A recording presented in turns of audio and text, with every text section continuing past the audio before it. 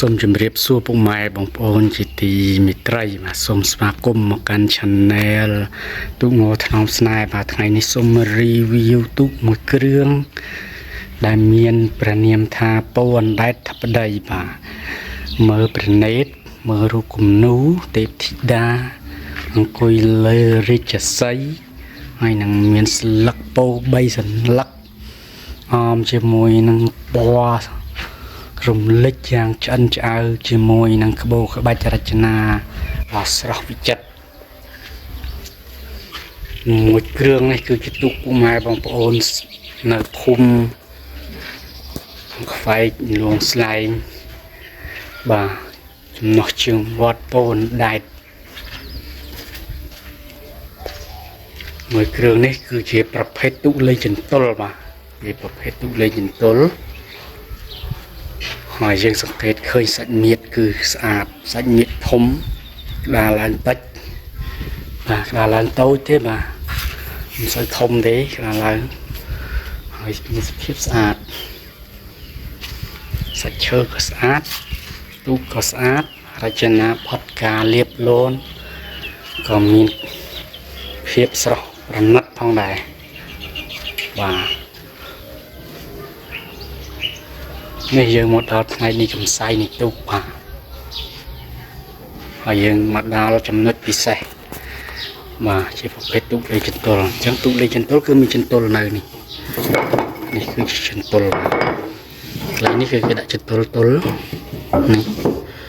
អូនេះមកហើយពេលអ៊ំគេធាក់ចន្ទុលមកដើម្បីជំនួយនៅក្នុងការបង្កើនល្បឿនបាទហើយឃើញថានៅកង់នេះគេដាក់ជួរដើម្បីការពារកុំឲ្យធាក់មកប៉ះក្បាលដលងនេះ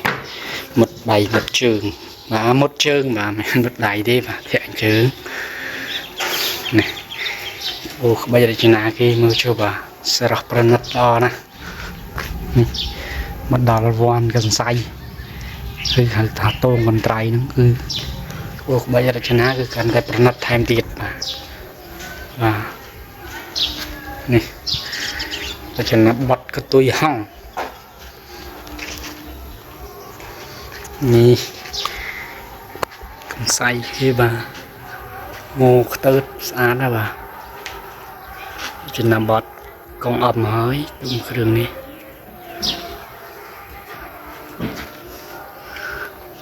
សូមបញ្ជាក់ថាទូកមួយគ្រឿងនេះគឺជាស្នាដៃរបស់ជាងសិស្សកងអឹមបាទមានជាងសឿនជាងពេងជាងប៉ាន់បាទដឹងថាមានវត្តមានผู้បានធ្វើអត់ទេទូកនេះបាទបើ fan ដឹងជួយខមមិនប្រាប់ផងបាទ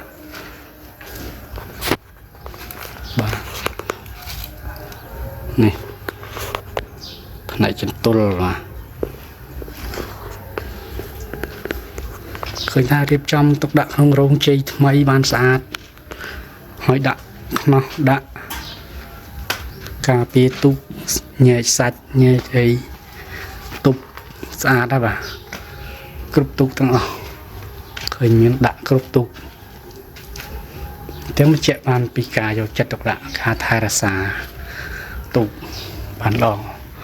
ហើយរោងជ័យធំបាទរោងជ័យនេះមិនមែនដាក់បានទៅទូក4នេះទេបាទអាចដាក់បានទូកអាច2គ្រឿងអីទៀតបាទមិនរៀបឲ្យស្អាតតិចមក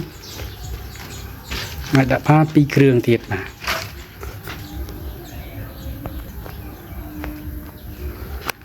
ជើងឥឡូវយើងមកដល់ផ្នែកខាងមុខវិញហើយមើលរចនាបថទូកបាទស្ប៉និតទេបាទនេះជាមើលរំពេបាទរចនាបថស្លឹកពោទេពធីតាគង់លើរាជសីព្រះនេតដ៏មានអំណាចបាទសូមអរគុណសូមជម្រាបលាបាទ